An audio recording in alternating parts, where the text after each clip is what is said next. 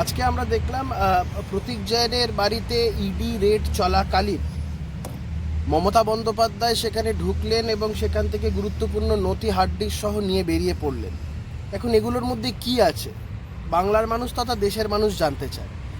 ইডির কাছে আমার আবেদন, এই interference with the investigation, creating obstruction with the investigation, এইগুলো করার জন্য মমতা বন্দ্যোপাধ্যায়কে ইমিডিয়েট হেফাজতে নেওয়া হোক।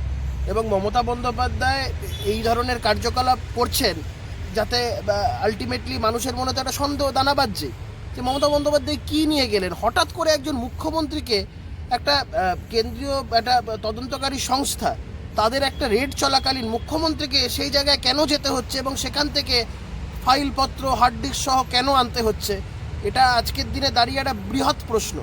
এবং এটা যদি কোনো সাধারণ মানুষ করতো, কোনো তদন্তকারী সংস্থা কি তাদের ছেড়ে দিত?